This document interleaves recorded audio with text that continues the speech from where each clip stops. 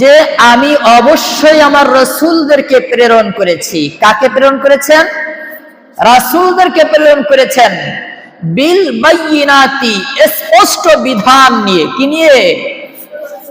বিধান কি জিনিস? মানুষের জীবন চলার নিয়ম, মানুষের পরিবার গঠনের নিয়ম, সমাজ গঠনের নিয়ম, রাষ্ট্র পরিচালনার নিয়ম, পররাষ্ট্রনীতি কি আছে, সকল বিষয় আল্লাহ রাব্বুল আলামিন স্পষ্টভাবে বিধান হিসেবে নাজিল করেছেন রাসূলদের মাধ্যমে, রাসূলদের নিকট আল্লাহর পক্ষ থেকে। তো ওই কথাই আল্লাহ তাআলা বলেন, লাকাদ আরসালনা, অবশ্যই আমি প্রেরণ করেছি, রুসুলানা, আমার রাসূলদেরকে, বিল বায়িনাতি, স্পষ্ট বিধান নিয়ে। কি নিয়ে?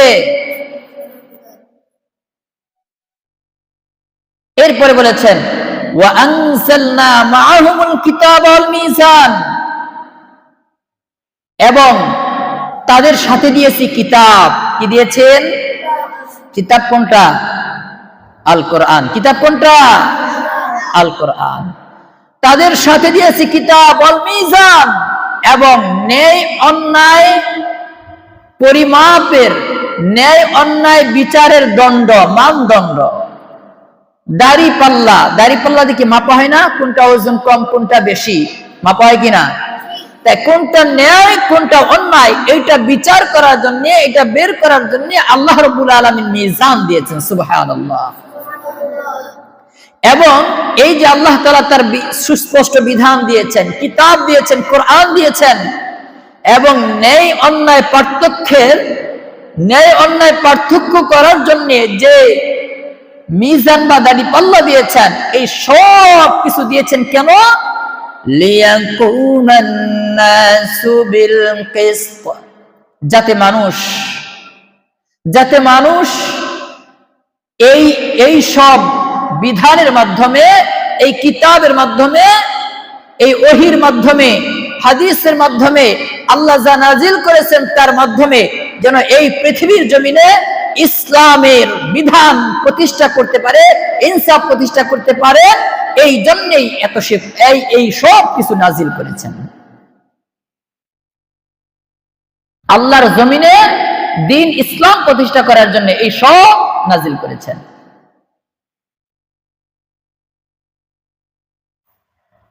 এই জন্য এই পৃথিবীর প্রত্যেকটা মানুষের দায়িত্ব আল্লাহর জমিনে দ্বীন প্রতিষ্ঠা করা, দ্বীন কায়েম করা। কিন্তু আমরা জানি না, জানলেও মানি না। যারা মুসলমান আছি, নামধারী মুসলিম, ইসলামের বিধান কিছু মানি, কিছু মানি না। আছে কি নাই? 5 ওয়াক্ত নামাজ পড়া একজন মুসলমানের জন্য অপরিহার্য ফরজ বিধান। কিন্তু একটা সমাজ, একটা গ্রামের মধ্যে কতজন মানুষ বসবাস করে আর কতজন মানুষ নামাজ পড়ে আমরা চোখে তাকাইলেই দেখতে পারি স্পষ্ট ভাবে, ঠিক কিনা? নামাজ পড়ে না, নামাজের কোন খবর রাখে না, আবার নিজেদেরকে মুসলমান দাবি করে আছে না নাই? কোরআন পড়ে না, কোরআন বোঝে না, কোরআন বুঝতেও চায় না। কোরআন যদি কোনো আলেম বুঝাতে চেষ্টা করে, কোরআনের বিধিবিধান যদি তুলে ধরে, তাহলে আবার আলেম ওলামাদের বিরোধিতা করে কিনা? কিন্তু আল্লাহ রাব্বুল আলামিন পবিত্র কোরআনের মাধ্যমে আমাদের মানদণ্ড দিয়ে দিয়েছেন। লাকাদ আরসালনা রুসুলানা বিল বায়িনাতি ওয়া আনজালনা মাআহুমুল কিতাবা ওয়াল মিজান। আল্লাহ রাব্বুল আলামিন বলেন, আমি অবশ্যই রাসূলদেরকে প্রেরণ করেছি স্পষ্ট বিধানাবলী নিয়ে, আর তাদের সাথে দিয়েছি কিতাব, কোরআন দিয়েছি, আর ন্যায় অন্যায় পার্থক্য করার মানদণ্ড দিয়েছি। কে দিয়েছেন? আল্লাহ রাব্বুল আলামিন। লিয়াকুমান নাসু বিল কিসত, আর এই জন্য আমি দিয়েছি যাতে মানুষের মাঝে ইনসাফ, ন্যায় বিচার কায়েম করতে পারে। মানুষের মাঝে ন্যায় বিচার প্রতিষ্ঠা করার জন্য কোরআন দিয়েছেন, কিতাব দিয়েছেন, মিজান দাঁড়িপাল্লা দিয়েছেন, ন্যায় অন্যায় বিচারের মানদণ্ড দিয়েছেন, ওহী দিয়েছেন, হাদিস দিয়েছেন, এই সব কিছু দিয়েছেন শুধুমাত্র এই মানুষের মাঝে যেন ইনসাফ ভিত্তিক বিচার ফয়সালা করা হয়। কিন্তু এই কোরআন দেওয়া হয়েছে এই পৃথিবীর জমিনে শাসন কায়েম করার জন্য। আজ এই দুনিয়ার জমিনে কোরআনকে শাসন কায়েম করার জন্য ধরে নেওয়া হয় নাই। শাসকরা এই কোরআন দিয়ে শাসন করে না। যদি কোরআনের কথা বলা হয় তাহলে এই কোরআন বলে যে এরা আসছে ধর্ম ব্যবসায়ী, অপবাদ দিয়ে দেয়। যদি কোনো আলেম এই কোরআন দিয়ে রাষ্ট্র পরিচালনার কথা বলে, যদি কোরআন দিয়ে সমাজ পরিচালনার কথা বলে, যদি কোরআন দিয়ে পরিবার পরিচালনা করার কথা বলে, যদি কোরআন দিয়ে আইন সংবিধান রচনার কথা বলে, তাহলে এক শ্রেণীর নাস্তিকবাদী লোক আছে এই আলেমদেরকে ধর্ম ব্যবসায়ী বলে আখ্যা দিয়ে থাকে, আছে না নাই? অথচ ধর্ম ব্যবসায়ী কারা? ধর্ম ব্যবসায়ী তো তারা যারা নিজেদেরকে মুসলমান দাবি করে, নিজেদেরকে মুসলিম দাবি করে, আবার কোরআনের আইন তারা মেনে নিতে পারে না। নিজেদেরকে মুসলিম দাবি করে কিন্তু তার পরিবারটা কোরআনের আইন দিয়ে সাজাতে পারে না। নিজেদেরকে মুসলমান দাবি করে আবার এই সমাজে একটা বিচার কার্য কোরআনের আইন দ্বারা হোক, এটা তারা চায় না। নিজেদেরকে মুসলমান দাবি করে একটা রাষ্ট্র কোরআন দিয়ে পরিচালিত হবে, এটা তারা চায় না। নিজেদেরকে মুসলমান দাবি করে রাষ্ট্রের সংবিধান কোরআন হবে, এটা চায় না। ঠিক কিনা? এরাই হলো আসল ধর্ম ব্যবসায়ী। মুসলিম দাবি করবে, ধর্মের দোহাই দিবে, আর সমাজ চালাবে সুদখোরের কথায়, ঘুষখোরের কথায়, রাষ্ট্র চালাবে যারা অন্যায় অবিচার করবে, জুলুম করবে, জালেমদের কথায়। এরা হলো আসল ধর্ম ব্যবসায়ী। সারা জীবন নামাজ পড়ে না, নামাজের খবর রাখে না। দলের লোকগুলো যারা বিভিন্ন ধরনের অপকর্ম করাবে, কোথায় কার ঘর দখল করা যায়, কোথায় কার জমি দখল করা যায়, কার দোকান লুটপাট করা যায়, চাঁদা নেওয়া যায়, এই জন্য কর্মীদেরকে সবসময় পাঠায়। কিন্তু কর্মীদেরকে কখনো শিক্ষা দেয় না নামাজ পড়ো, আমার দলের মধ্যে থাকতে হলে তোমাকে নামাজ পড়তে হবে, এই শিক্ষাটা দেয় না। বুঝতে হবে এরাই প্রকৃত ধর্ম ব্যবসায়ী, যারা কর্মীদের দ্বারা খারাপ কাজ করাবে, অন্যায় করাবে, জুলুম করাবে, কিন্তু ইসলামের কোনো কথা তাদের দ্বারা বাস্তবায়ন হয় না, করে না। এরা হলো প্রকৃত ধর্ম ব্যবসায়ী। সারা বছর নামাজ পড়ে না, অন্যায় অবিচার করে থাকে, আবার আছে ভোটের সময় নির্বাচনের আগ মুহূর্তে এসে মসজিদে ঢুকে, আছে কিনা? জীবনে কোনোদিনও 5 ওয়াক্ত নামাজ পড়ে দেখে নাই, কিন্তু নির্বাচন চলে আসছে, জনগণকে তো আমার কাছে রাখতে হবে, আমার পক্ষে রাখতে হবে, এই কারণে এই নির্বাচনের পূর্ব মুহূর্তে মসজিদ চিনেছে, এক টুপিটা মাথায় দিয়ে একটা পাঞ্জাবি পরে এলাকায় ঘুরে ভোট কালেকশন করে, আছে কি নাই? এরা হলো প্রকৃত ধর্ম ব্যবসায়ী।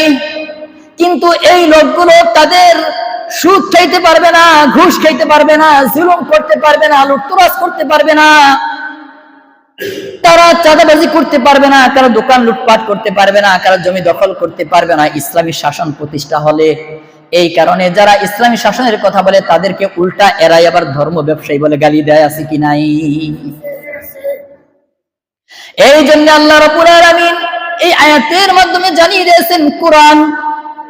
এরা বলবে, যদি বিভিন্ন আলেমদের কথা ব্যাখ্যা বিশ্লেষণ করে এই প্রমাণ উত্থাপন করা হয়, তারা এটা ফেলে দিবে, বলবে এটা আলেমদের কথা। কিন্তু আল্লাহ রাব্বুল আলামিন ভালো করে জানেন কিনা মানুষের অন্তর, যে এই মানুষগুলো পেছ লাগাবে, বিভিন্ন ভাবে অজুহাত তৈরি করবে, এটা আল্লাহ জানেন কিনা?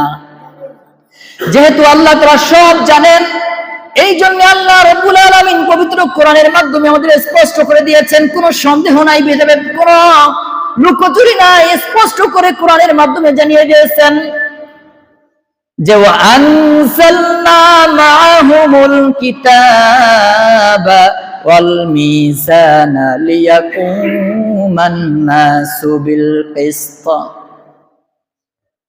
যে আমি কোরআন নাজিল করেছি, আমি ন্যায় অন্যায় পার্থক্যের মানদণ্ড নাজিল করেছি, আর এই সব কিছু নাজিল করেছি শুধুমাত্র মানুষের মাঝে ইনসাফ কায়েম করার জন্য, ন্যায় বিচার প্রতিষ্ঠা করার জন্য।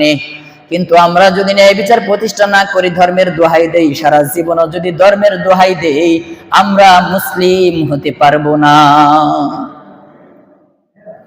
যদি নিজেদেরকে মুসলমান দাবি করতে হয়, নিজেকে যদি খাঁটি মুসলিম দাবি করতে চাই, তাহলে জীবনের প্রত্যেকটি ক্ষেত্রে আল্লাহর বিধান কায়েম করতে হবে। প্রত্যেকটা ক্ষেত্রে বিধান কায়েম করতে না পারলেও চেষ্টা করতে হবে। কিন্তু আমরা তো পারিও না, চেষ্টাও করি না। কেউ যদি চেষ্টা করে, তাকেও কোনো অপবাদ দিয়ে আবার দাবিয়ে রাখার চেষ্টা করি। অথচ আল্লাহ রাব্বুল আলামিন এই কোরআন নাযিল করেছেন লিয়াকুমান নাসু বিল কিসত, যাতে মানুষ এই কোরআন দ্বারা কি করে? ন্যায় বিচার প্রতিষ্ঠা করে, ইনসাফ কায়েম করে। কিন্তু আমাদের এই পৃথিবীতে, এই দেশ এবং এই জমিনের মধ্যে দেখতে পাই, যারা এই ক্ষমতায় চলে যায়, ক্ষমতায় যাওয়ার পরে কোরআনের কথা মনে রাখে না। নির্বাচনের আগে বিভিন্ন ভাবে জনগণকে বিভিন্ন সভা সমাবেশ করে তাদের সাথে ওয়াদা দেয়, যদি আমি ক্ষমতায় যাইতে পারি তোমাদের জন্য এই করব, ক্ষমতা যাইতে পারলে আলেমদের বিরোধিতা করব না। প্রত্যেকটা ইলেকশনের আগেই এই ধরনের ওয়াদা শুনতে পাওয়া যায়। যদি আমরা নির্বাচনে জিততে পারি, তাহলে কোনো আলেমদের ক্ষতি করব না, ইসলামের বিরোধিতা করব না। কিন্তু ক্ষমতায় যাওয়ার পরে দেখা যায় চিত্র পাল্টে যায়, উল্টে যায়, তার কথাবার্তা, চালচলন সবকিছু পরিবর্তন হয়ে তার আসল রূপ ফিরে পায়। আছে কি নাই? ক্ষমতায় যাইতে পারলে কিভাবে কার দোকান লুটপাট করা যায়, চাঁদা নেওয়া যায়, কোন এলাকায় কে চাঁদাবাজি করবে সেটাও তারা তালিকা করে দেয়। কার জমি দখল করা যায়, ভোগ দখল করা যায়, কার চর দখল করা যায়, কোন এলাকায় কে নেতৃত্ব দিবে এটাও ভাগাভাগি হয়ে যায়, কত টাকা করে কে ভাগে পাবে সেটাও নির্ধারণ হয়ে যায়। এরা ক্ষমতার মসনদে বসে জুলুম, নিপীড়ন, অত্যাচার করে মানুষকে অতিষ্ঠ করে দেয়। মানুষ জুলুমে নিপীড়িত হতে হতে হতে হতে এক সময় আল্লাহর কাছে পানা চায়, আল্লাহ আমাদেরকে এই জালেমদের নগরী থেকে আমাদেরকে বের করে দাও। এইভাবে আল্লাহর কাছে দোয়া চায়, আল্লাহ এই জালেমদের থেকে আমাদেরকে কবে মুক্ত করবা, এই জালেমদের থেকে আমাদের কবে নিরাপদ করবা, আমাদেরকে মুক্তি দিবা। এভাবে এক সময় মানুষগুলো নিরুপায় হয়ে আল্লাহর কাছে আশ্রয় চায়। একদিন, 2 দিন, 3 দিন, একদিন আল্লাহ ঠিকই এই জালেমদেরকে ধরে কিনা। যত বড় জালেম ছিল না কেন, পৃথিবীর জমিনে কেউ টিকতে পারে নাই, আর টিকতে পারবেও না। হয়তো কেউ 10 বছর, কেউ 20 বছর, কেউ 30 বছর, কেউ 50 বছর, একটা সময় এর পরিবর্তন হবেই হয়। কিন্তু এই জালেমদের সহজে পতন হয় না। কিন্তু পতন হলে এমন ভাবে পতন হয়, আর সহজেই জায়গায় ফিরে আসতে পারে না, ঠিক কিনা? এই জন্য এই জালেমদের জীবন থেকে আমাদের শিক্ষা গ্রহণ করতে হবে। আজ আমরা ক্ষমতায় নাই, কিন্তু কাল যদি ক্ষমতায় যাই, এই জালেমদের মতো যেন আমরা জুলুম করে না দেই। কেননা আল্লাহ রাব্বুল আলামিন পবিত্র কোরআনের মধ্যে আরেক জায়গায় বলেছেন, ওয়ামান লাম ইয়াহকুম বিমা আনজালাল্লাহ ফাউলাইকা হুমুল কাফিরুন। আরেকটা পরে আল্লাহ তাআলা বলেছেন, ওয়ামান লাম ইয়াহকুম বিমা আনজালাল্লাহু ফাউলাইকা হুমুজ জালিমুন।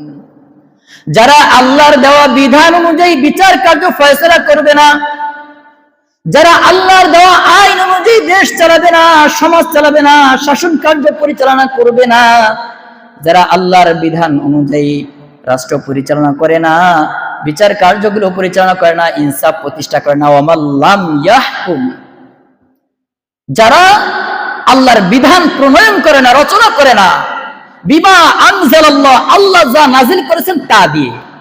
আল্লাহ কি নাজিল করেছেন? কোরআন। কি নাজিল করেছেন? কোরআন। যারা কোরআন দিয়ে বিধান কায়েম করবে না, শাসন কায়েম করবে না, ফাউলাইকা হুমুল কাফিরুন। পরপর দুইটা আয়াত আল্লাহ বলছেন যে যারা আল্লাহর কোরআন দিয়ে শাসন প্রতিষ্ঠা করবে না তারা কাফের। তারা কি বলেন? কি বলতে ভয় লাগে? তারা কাফের। তারা কি? আমার কথা না, কোরআনের কথা। আল্লাহ বলছেন, আমি কোরআনে শুধু অনুবাদ করছি। ওয়ামাল্লাম ইয়াহকুম বিমা আনজালাল্লাহ ফাউলাইকা হুমুল কাফিরুন। যারা কোরআন দিয়ে আল্লাহ যা নাজিল করেছেন তা দিয়ে শাসন কায়েম করবে না তারা কাফের। পরের আয়াতে বলছেন যারা এই আল্লাহর কোরআন দিয়ে শাসন প্রতিষ্ঠা করবে না তারা জালেম। তারা কি? জালেম। এই জন্য জালেমদের পক্ষে কথা বলা যাবে না। জালেমদের যদি ধরেন মসজিদের কমিটি নির্বাচন হবে, উদাহরণস্বরূপ মসজিদের কমিটি নির্বাচন হবে, কমিটি সভাপতি সেক্রেটারি নির্বাচন করতে হবে। এখন আপনারা মুসলিমরা তাদেরকে ভোট দিবে, ভোটের মাধ্যমে তাদেরকে নির্বাচন করবে কে সভাপতি হবে। এখন এই মুসলিমদের মাঝে দুইটা ভাগ হয়ে যায়। এক ভাগ দেখে আমার সাথে কার ভালো সম্পর্ক আছে, কি দেখে আমার সাথে কার ভালো সম্পর্ক আছে আমি তাকে ভোট দিব, কিন্তু মসজিদ পরিচালনার জন্য কি গুণ দরকার এটা দেখে না। বুঝতে পারতেছেন? যে মসজিদের কমিটি নির্বাচন করবে, কে সভাপতি হবে, নির্বাচন হবে। এখন মুসলিমদের মাঝে দুইটা গ্রুপ হয়ে গেছে। এক গ্রুপ চাইতেছে কি তাদের স্বার্থের জন্য যে এর সভাপতি বানাইতে পারলে মসজিদের যত আয় আছে এটা পেটে ঢুকানো যাবে। আরেকটা আছে যে মসজিদের জন্য সভাপতি কে যোগ্য এটা দেখে তারা মতামত দেয়। এই যে দুইটা গ্রুপ, কে ন্যায় আর কে অন্যায়। ন্যায় তো তারাই যারা দেখে যে এই মসজিদের সভাপতি হওয়ার জন্য কি কি গুণ দরকার আর কোন গুণ কার মধ্যে আছে। কিন্তু যারা শুধু সম্পর্ক দেখে, আমার কি হয়, আমার আত্মীয় কে, আমার সাথে ভালো সম্পর্ক আছে কার, কাকে সভাপতি বানাইতে পারলে টাকা লুট করে খাওয়া যাবে, যদি এমন ব্যক্তিকে নির্বাচন করে তাহলে যে ভোট দিল সে দোষী হবে কিনা? আপনাদের বিবেকে কি বলে? কেউ যদি মসজিদের সভাপতি এক চোরকে বানায়, এক সুদখোরকে বানায়, বেনামাজিকে বানায়, তাহলে যে ভোট দিয়া, যে মুসল্লি ভোট দিয়া তাকে নির্বাচন করলো ওই মুসল্লি গুনাহগার হবে কিনা? অবশ্যই হবে। যদি কোন মুসল্লিদের ভোটে যখন সভাপতি নির্বাচিত হয়, যদি ওই মুসল্লিরা কোন মক্খর, জুয়ারু, কোন চাঁদাবাজকে মসজিদের সভাপতি নির্বাচন করে, তাহলে যে মুসলিমরা তাদেরকে নির্বাচন করলো, যারা ভোট দিল তারা দোষী হবে, তারা অন্যায়, তারা অপরাধ হিসেবে সাব্যস্ত হবে। ঠিক অনুরূপ ভাবে এই দেশ পরিচালনার জন্য শাসক নির্বাচিত হয়। এলাকা থেকে শুরু করে রাষ্ট্র পর্যন্ত মেম্বার, চেয়ারম্যান, উপজেলা চেয়ারম্যান, আবার এমপি, মন্ত্রী পর্যন্ত যে নির্বাচিত হয় এগুলো আমাদের ভোটে নির্বাচিত হয়। এগুলো আল্লাহ প্রদত্ত, কাউকে বানিয়ে দেওয়া হয় না। আল্লাহ আমাকে আপনাকে দ্বারা এই নেতা নির্বাচন করেন, আমরা যাকে চুজ করে পছন্দ করি তাকে নির্বাচন করা হয়। এখন আপনার গ্রামের মেম্বার নির্বাচন হবে, মেম্বারকে কাকে মেম্বার বানাবেন, একটা গ্রামের কাকে প্রধান হিসেবে নির্বাচন করবেন, এটা আপনি বিবেক দ্বারা চিন্তা করবেন যে আমার গ্রামের যেই যারা মেম্বার ক্যান্ডিডেট হিসেবে দাঁড়িয়েছে তাদের মধ্যে কে বেশি উপযুক্ত। এখন যদি দেখেন কে আমার আত্মীয়, তাকে মেম্বার বানাইতে হবে যদিও সে চোর হয়। আমার আত্মীয়, তাকে চেয়ারম্যান বানাইতে হবে যদিও সে মক্খর, জুয়ারু হয়, বেনামাজি হয়, তাকে চেয়ারম্যান বানাবো যেহেতু সে আমার পরিচিত আত্মীয়, এবং তাকে বানাইলে আমি অনেক সুযোগ সুবিধা হাতিয়ে নিতে পারবো, আমাকে অনেক সুযোগ দিবে। এমন এমপিকে ভোট দেন যে এমপি চুরি করে, মানুষের জনগণের টাকা মেরে খায়, নামাজ পড়ে না, আবার নামাজ যারা পড়ে তাদেরকে নিজের দলেও বেশি আপন করে নেয় না। যদি এমন এমপিকে ভোট দিয়ে আপনি নির্বাচিত করে দেন তাহলে সে আপনার সাহায্য পেয়ে উঠেছে। এমন সরকার যদি আপনি নির্বাচন করেন যেই সরকার মানুষের শাসন কায়েমে রাষ্ট্র কার্যে এসে জুলুম নিপীড়ন করে, অত্যাচার করে, আলেমদের উপর বিরোধিতা করে, ইসলামের বিরোধিতা করে, ইসলামের আইনের বিরোধিতা করে, তাহলে এই যে তাকে রাষ্ট্রপ্রধান আপনি ভোট দিয়ে নির্বাচন করে দিলেন, দোষী হবে কে? যে ভোট দিছে সে। যারা জুলুম করে তারা তো অপরাধী বটেই, কিন্তু আমি জানি যে সে দেশের প্রধান হলে, সে প্রধানমন্ত্রী হলে, সে এমপি হলে, সে মন্ত্রী হলে এই দেশে জুলুম করবে, মানুষের টাকা লুটে খাবে, টেন্ডারবাজি করবে, মানুষের দোকানপাট লুট করবে, চর দখল করবে, গরিব মানুষের জমি দখল করে নিবে। এটা আমি জানি, তারপরেও তাকে আমি ভোটটা যে দিলাম, আমি জানি সে নামাজ পড়ে না, সে মদ খোর, সে জেনাকারী, সব জানি, তারপরেও তাকে আমি এমপি বানাইলাম। আল্লাহর কাছে কি আমার জবাব দিতে হবে না? অবশ্যই জবাব দিতে হবে। অতএব এই বিষয়গুলো যদি আল্লাহর ভয় থাকে, ওই যে অমাল্লাম ইয়াহকুম বিমা আনজালাল্লাহ ফাউলাইকা হুমুল কাফিরুন, যারা আল্লাহর বিধান দিয়ে শাসন কার্য পরিচালনা করবে না তারা কাফের। তাহলে আমি আর আপনি সবাই কাফের দলভুক্ত হয়ে যাব, নাউজুবিল্লাহ। এই জন্যে আমরা হয়তো সবসময় সৎ থাকতে পারি না, আমরা গুনাহ মুক্ত থাকতে পারি না, কারণ আমরা তো মানুষ, আমরা গুনাহ করে ফেলি। কিন্তু আমাদের নিয়ত একনিষ্ঠ রাখতে হবে, আল্লাহ সব সময় নিজেকে গুনাহমুক্ত করতে পারি না, কিন্তু ওয়াদা করলাম, নিয়ত করলাম যে জীবনে যতদিন বেঁচে থাকি কোনদিন কোন বেনামাজিকে, কোন সুদখোরকে, কোন ঘুষখোরকে, কোন টেন্ডারবাজকে, কোন জুলুমবাজকে, যারা মানুষের উপর নির্যাতন করে ক্ষমতার দোহাই দিয়ে চলে, এদেরকে কোনদিন ভোট দিব না। এটা যদি নিয়ত করতে পারেন, নিয়ত যদি একনিষ্ঠভাবে করতে পারেন, আর কোন কারণে যদি কখনো নাও মানতে পারেন, সওয়াব দিবেন কে? আল্লাহ। কোন কারণে যদি নাও মানতে পারেন, নিয়ত যদি সহি হয়, এই যে নিয়ত করে ফেলছেন, আল্লাহ আপনার আমলনামায় সওয়াবটা পৌঁছে দিবেন, সুবহানাল্লাহ। তাহলে আমাদের এখন থেকে নিয়ত করতে হবে যে জীবনে যতদিন বাঁচি, যেখানেই থাকি, শুধুমাত্র ইসলামের পক্ষে থাকবো। যেহেতু একজন মুসলমান, রাষ্ট্র পরিচালনা করবো কোরআন দিয়ে, সমাজ পরিচালনা করবো কোরআন দিয়ে, পরিবার পরিচালনা করবো কোরআন দিয়ে। যারা কোরআনের মাধ্যমে সব জায়গায় কোরআন বাস্তবায়ন করতে চায়, প্রতিষ্ঠা করতে চায়, আমরা তাকেই ভোট দিব। শুধু একটা সূত্র মনে রাখবেন, আর কোন সূত্র দরকার নাই। এখন ইসলামী দল হিসাবে হয়তো বলতে পারেন, হুজুর ইসলামের দল তো অনেকগুলো। ইসলামের দলগুলো আমি কথা বলবো না, ও ক্ষেত্রে যেই ইসলামী দল যদি একাধিক থাকে, তার মধ্যে যাকে আপনার ন্যায়সঙ্গত মনে হয় তাকে ভোট দিবেন। কিন্তু তারপরও কোনো বেনামাজিকে, কোনো সুদখোরকে, কোনো ঘুষখোরকে, কোনো জুলুমবাজকে ভোট দিব না, ইনশাআল্লাহ পারবো না। আল্লাহ তাআলা আমাদেরকে পবিত্র কোরআনের আইন মেনে, পবিত্র কোরআন দিয়ে যেন